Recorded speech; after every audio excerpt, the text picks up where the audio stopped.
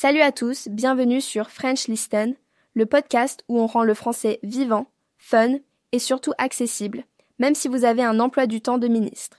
Je suis Sandra et je suis avec Bernard, notre expert maison en expression française. Bernard, tu es prêt à faire voyager nos auditeurs dans le monde des phrases qui font toute la différence ? Toujours prêt, Sandra. Et franchement, ces 10 phrases, c'est un peu comme la baguette et le fromage. Indispensables pour survivre en France. On va pas juste les balancer, on va les vivre, les décortiquer et surtout les rendre naturels. On commence ? Allez, feu ! Première phrase, ça marche. Prononcé, ça m'ARS. C'est l'équivalent de OK, ça roule ou d'accord. Genre, tu proposes un rendez-vous à 18h, l'autre répond ça marche.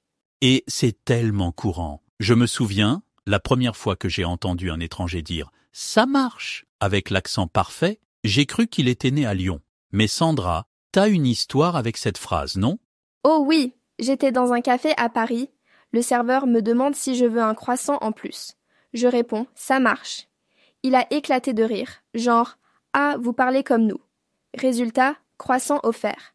Comme quoi, une phrase bien placée, ça ouvre des portes et des vitrines de pâtisserie.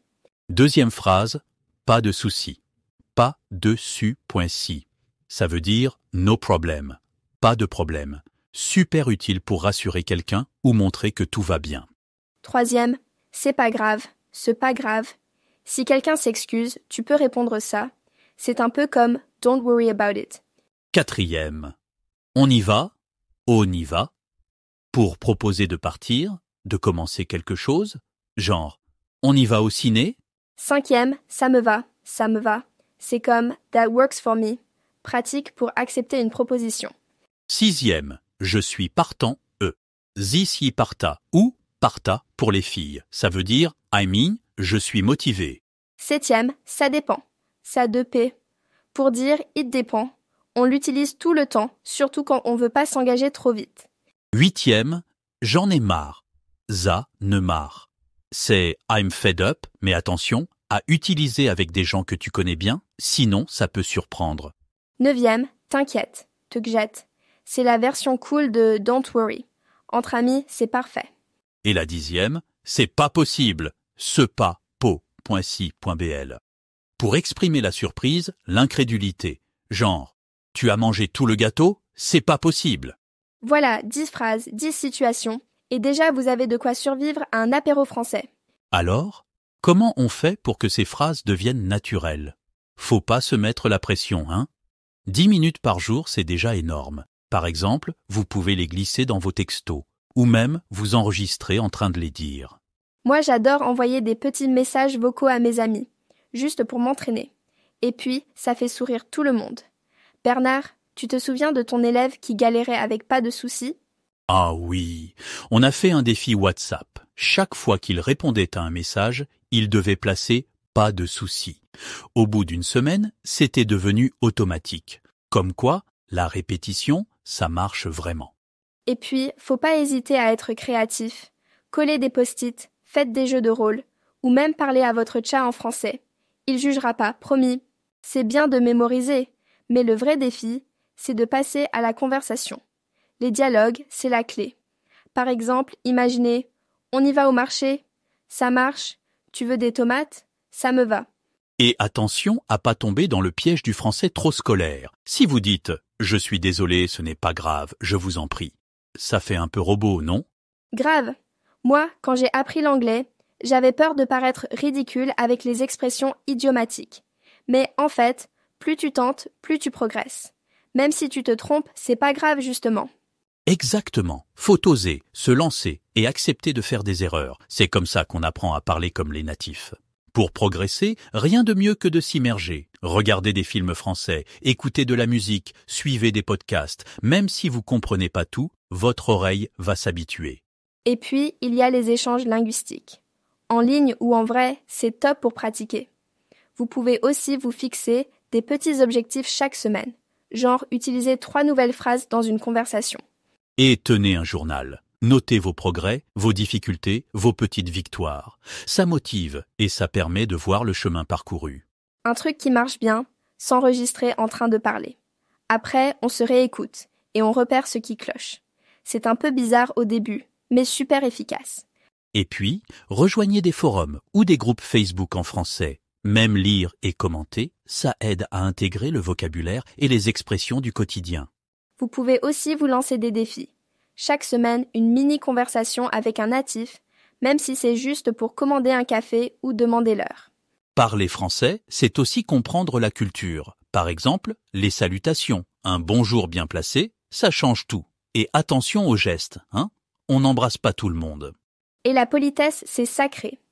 Dire « je vous remercie » au lieu de juste « merci », ça montre du respect. On peut s'entraîner avec des petits jeux de rôle, genre simuler une rencontre ou un dîner. Le ton, le timing, la posture, tout compte. C'est ce qui fait la différence entre parler français et vivre en français. Pour vraiment sonner natif, il faut capter les expressions régionales, le slang. Par exemple, à Marseille, on dit « au fan » pour s'étonner. À Paris, c'est plutôt « oh la vache ». Et puis, observez les gestes, les mimiques. Les Français parlent beaucoup avec les mains. C'est pas un mythe. Participez à des activités culturelles. Cuisiner une recette française, aller à une fête locale. Ça aide à comprendre le contexte et à mieux utiliser les expressions. La prononciation, c'est le nerf de la guerre. Écoutez les natifs, répétez après eux, imitez leur intonation. Le R français, c'est un défi, mais avec de la pratique, ça vient. Essayez la technique du shadowing. Vous écoutez un dialogue et vous répétez en même temps comme une ombre. Ça aide à choper le rythme et la mélodie. Et enregistrez-vous souvent. Comparez avec les natifs, repérez les différences et ajustez petit à petit. Il y a tellement d'accents en France. Écoutez des podcasts de différentes régions ou même d'autres pays francophones. C'est fascinant et ça ouvre l'oreille à d'autres façons de parler. Participez à des événements culturels, même en ligne.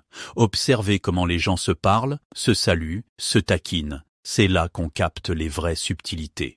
Et notez les expressions régionales que vous entendez. Essayez de les placer dans vos conversations, ça fait toujours son petit effet. Pour l'accent, rien de mieux que de répéter après des natifs, tous les jours. Podcast, vidéo, tout est bon à prendre. Faut écouter le rythme, la musique de la langue. Lire à voix haute, c'est super aussi. Prenez un article, un dialogue, et lisez-le comme si vous étiez à la radio. Ça aide à fluidifier la parole. Et encore une fois, enregistrez-vous dans différents contextes. Comparez, ajustez et surtout, amusez-vous avec l'accent. Le secret, c'est la régularité. 10 minutes chaque matin avec une appli ou un podcast, ça change tout. Même dans le bus ou en faisant le café. Participez à des groupes de discussion en ligne, écrivez des messages, répondez à des posts. C'est du vrai français, celui qu'on utilise tous les jours. Et si vous pouvez, trouvez un partenaire de langue pour un échange toutes les 2 semaines. Rien de tel que la pratique en direct. Créez votre propre banque de phrases avec ce que vous utilisez vraiment. C'est plus motivant et ça colle à votre vie. Enregistrez-vous en train de répondre spontanément à des questions. Après, réécoutez, repérez les progrès et corrigez ce qui coince.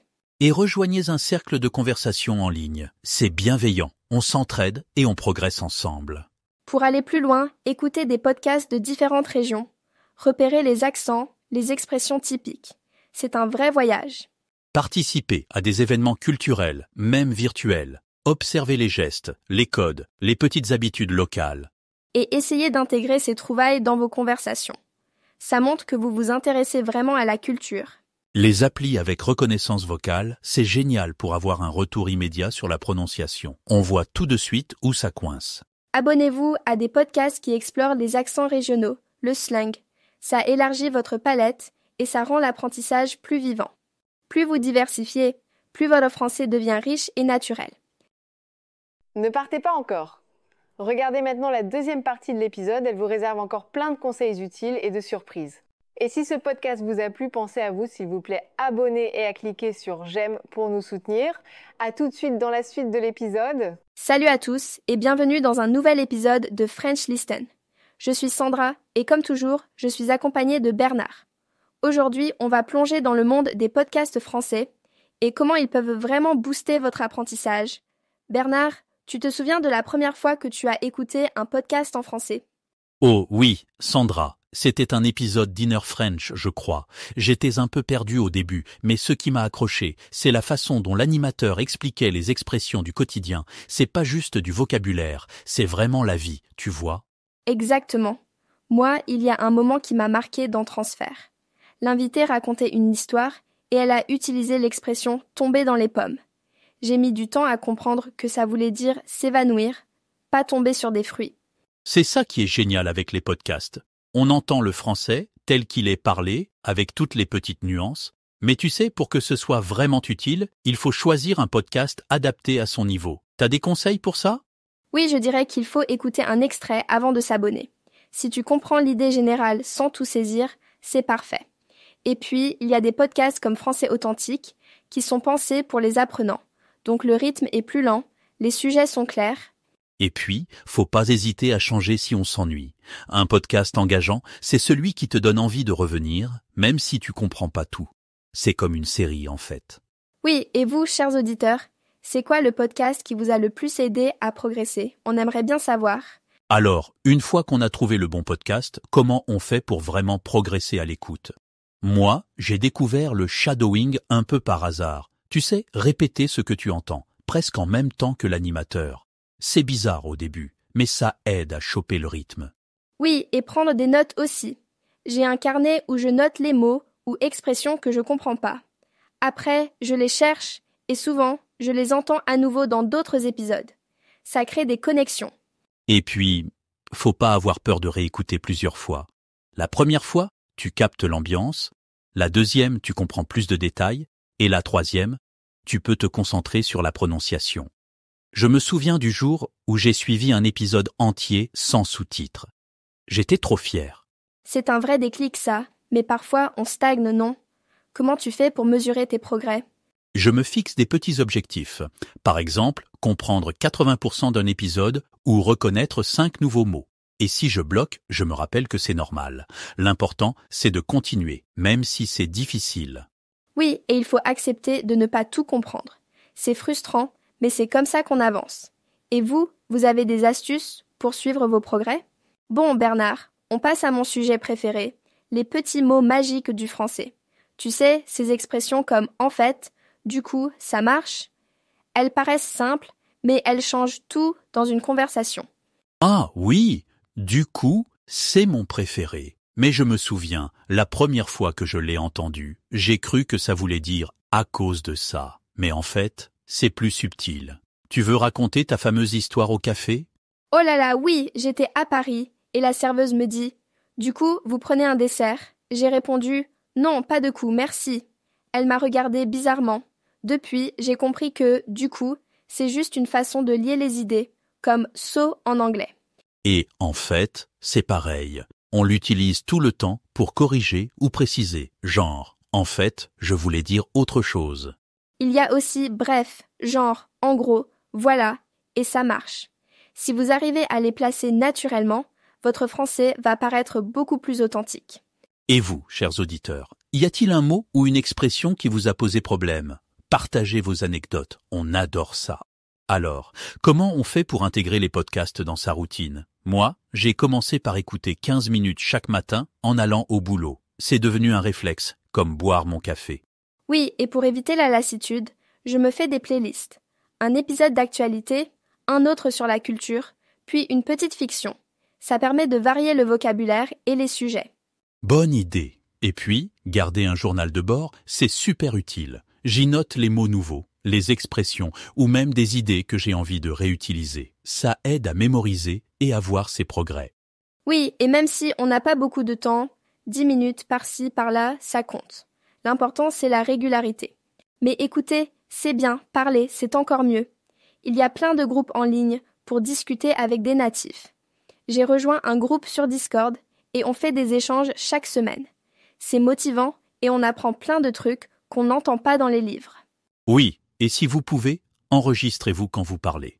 C'est un peu gênant au début, mais ça permet de repérer ses erreurs et de progresser. Et puis, essayez d'utiliser les mots appris dans les podcasts, ça les ancre vraiment. Et si vous avez un binôme, fixez-vous un rendez-vous chaque semaine. Même 20 minutes, ça fait la différence. L'important, c'est d'oser se lancer, même si on fait des fautes. Un autre truc qui aide, c'est d'utiliser les sous-titres ou les transcriptions quand c'est possible. Ça permet de faire le lien entre l'oral et l'écrit et de mieux retenir les mots. Oui, et associer les mots à des images, c'est super efficace. Par exemple, j'utilise des flashcards avec des photos pour chaque expression nouvelle. Ça rend l'apprentissage plus vivant. Et il y a souvent des quiz ou des forums liés au podcast. Participer à ces discussions, ça pousse à réfléchir et à utiliser ce qu'on a appris. C'est vrai, et ça permet aussi de poser des questions si on n'a pas compris un passage. L'interactivité, c'est la clé. Mais il n'y a pas que les podcasts. Regarder des films ou des séries françaises avec les sous-titres, c'est génial pour l'oreille. On entend des accents, des expressions, et on voit comment les gens bougent, réagissent. Oui, et si vous avez la chance d'aller à un festival ou un événement français près de chez vous, foncez. Rien de tel que l'immersion pour progresser. Et il y a aussi des challenges en ligne, comme une semaine 100% français. Ça motive, on se sent moins seul, et on découvre plein de contenus différents. Aujourd'hui, il y a plein d'applis qui intègrent des podcasts, comme Duolingo ou Babbel. Ça permet de travailler le vocabulaire et la grammaire en même temps que l'écoute. Oui, et un exercice que j'adore, c'est de résumer un épisode à l'oral. On s'enregistre, puis on écoute pour voir ce qu'on peut améliorer. C'est un peu comme se faire son propre mini-podcast. Et participer à des forums ou des groupes sur les réseaux sociaux, c'est top pour lire, écrire et échanger avec des natifs. On apprend des mots qu'on ne trouve pas dans les manuels. Pour aller plus loin, créez votre playlist personnalisée. Podcast, vidéo, musique. Mettez à jour chaque semaine pour garder la motivation. Et à chaque épisode, choisissez 5 nouveaux mots ou expressions à utiliser dans la semaine. Ça force à les intégrer et on progresse plus vite. Fixez-vous aussi des objectifs précis, comme comprendre 80% d'un épisode sans sous-titres en 2 semaines. Ça donne un cap et on voit ses progrès. Et si on n'y arrive pas du premier coup, c'est pas grave. L'important, c'est de persévérer et de s'amuser en apprenant. Pour finir, n'oubliez pas d'ajouter des notes culturelles et des expressions idiomatiques dans votre journal. Ça aide à comprendre le contexte et à retenir les mots. Et lancez-vous des petits défis chaque semaine. Utilisez un nouveau mot dans une conversation ou écrire un post sur un forum. Plus on pratique, plus on gagne en confiance. Explorez aussi les réseaux sociaux, les blogs, les communautés en ligne. On y trouve le français d'aujourd'hui, avec l'argot, les expressions à la mode, tout ce qu'on n'apprend pas à l'école. Bon, Sandra, je crois qu'on a fait le tour pour aujourd'hui. Merci à tous de nous avoir écoutés et surtout, continuez à pratiquer, à écouter, à parler. Oui, et n'hésitez pas à partager vos expériences, vos astuces ou vos galères, on adore vous lire. On se retrouve très vite pour un nouvel épisode de French Listen. À bientôt Bernard. À bientôt Sandra et à tous nos auditeurs. Bon apprentissage et à la prochaine. Ne partez pas encore. Regardez maintenant la 3e partie de l'épisode qui vous réserve encore plus de conseils utiles et de surprises. Et si vous aimez ce podcast, n'oubliez pas de vous abonner et de cliquer sur j'aime pour nous soutenir. À tout à l'heure pour la suite de l'épisode. Alors, j'ai quelque chose de super cool pour toi. Tu sais, beaucoup de gens disent qu'ils n'ont pas le temps d'apprendre le français, n'est-ce pas ? Oui, totalement. Et je pense que c'est vraiment important d'en parler. Parce que, tu sais, souvent, les gens se mettent tellement de pression quand ils pensent qu'il faut des heures et des heures pour apprendre une langue. Exactement. Je reçois constamment des messages d'auditeurs qui me disent « Marine, j'adorerais apprendre le français, mais ma vie est tellement occupée. » Alors aujourd'hui, on va partager des vraies solutions pour ceux qui ont un emploi du temps chargé. C'est ça. On va explorer comment intégrer l'apprentissage du français dans ta routine quotidienne, même quand tu as très peu de temps. C'est totalement possible de progresser avec seulement 15 à 20 minutes par jour.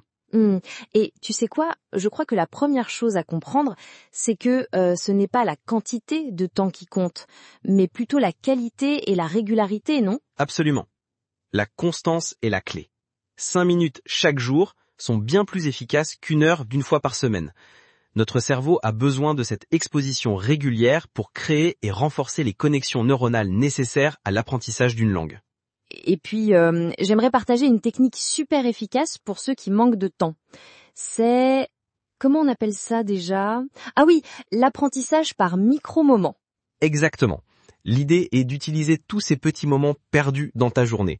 Par exemple, quand tu attends le bus, quand tu fais la queue au supermarché, ou même pendant que tu te brosses les dents. Ces moments peuvent devenir des opportunités d'apprentissage. Oh oui. Et tu peux faire quoi concrètement pendant ces micro-moments? Tu as des exemples pratiques à partager? Bien sûr, tu peux écouter un podcast en français pendant que tu conduis ou que tu prends les transports. Tu peux changer la langue de ton téléphone en français pour t'exposer à du vocabulaire quotidien. Tu peux même coller des post-it avec des mots français sur les objets de ta maison pour les mémoriser chaque fois que tu les vois. J'adore cette idée des post-it. Moi aussi je l'ai fait quand j'apprenais l'espagnol. Et qu'est-ce que tu penses de cette technique d'associer l'apprentissage avec des activités quotidiennes? C'est une technique fantastique. Par exemple, si tu aimes cuisiner, tu peux suivre des recettes en français.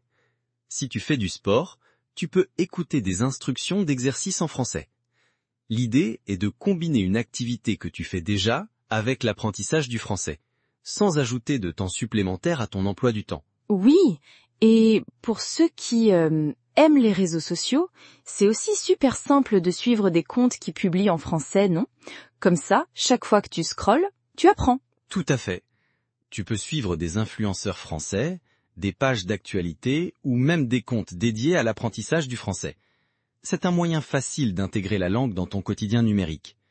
Et ne sous-estimons pas la puissance des applications d'apprentissage de langue, qui proposent souvent des leçons de 5 minutes parfaites pour ces moments creux. Et qu'est-ce que tu dirais à quelqu'un qui pense qu'il faut absolument étudier la grammaire pendant des heures pour progresser?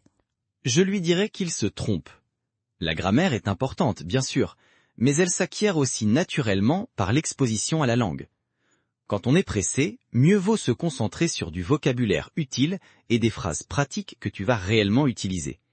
La structure viendra avec la pratique et l'exposition régulière. Et pour ceux qui sont vraiment hyper occupés, est-ce qu'il y a une stratégie spécifique que tu recommandes, comme la technique ultime pour apprendre rapidement? Si je devais choisir une seule technique, ce serait l'écoute active. Écouter du contenu authentique en français, même 10 minutes par jour, et essayer de comprendre sans traduction. Cette méthode, que Français Authentique recommande d'ailleurs, est incroyablement efficace pour développer ton oreille et ta compréhension, ce qui facilite ensuite la production orale. Oh, et j'allais oublier, on pourrait parler de cette idée de se fixer des mini-objectifs plutôt que des objectifs énormes, non? Excellente idée. Au lieu de te dire je vais être bilingue en 3 mois, ce qui est irréaliste, fixe-toi des objectifs comme je veux apprendre 5 nouveaux mots par jour, ou je veux comprendre les paroles de cette chanson française que j'aime. Ces petites victoires t'encourageront à continuer. On arrive à la fin de notre épisode. Est-ce que tu as un dernier conseil super important à partager avec nos auditeurs pressés? Oui, mon conseil final serait de ne jamais sous-estimer le pouvoir de l'immersion, même partielle. Change ton environnement pour qu'il te rappelle constamment le français, la musique que tu écoutes, les séries que tu regardes, les podcasts comme le nôtre. Même 15 minutes d'immersion quotidienne peuvent faire une énorme différence sur le long terme. Oh, j'adore ça! Donc, pour résumer notre épisode d'aujourd'hui, apprendre le français quand on n'a pas le temps, c'est tout à fait possible grâce à la régularité, aux micro-moments d'apprentissage et à l'intégration du français dans nos activités quotidiennes. Pas besoin de sessions d'études de 2 heures. Exactement. C'est la constance qui compte, pas la durée. Trouve ces petits moments dans ta journée, utilise les bonnes ressources et concentre-toi sur ce qui est vraiment utile pour toi. Et n'oublie pas, mieux vaut 5 minutes chaque jour que 2 heures une fois par mois. Alors, rappelez-vous de ne pas trop stresser et d'essayer ces conseils. Ça va le faire. Et si vous avez des questions ou des astuces à partager, n'hésitez pas à nous écrire. On adore vous lire. Merci beaucoup d'avoir écouté cet épisode de French Listen. À très bientôt pour un nouvel épisode plein de conseils pratiques pour votre apprentissage du français.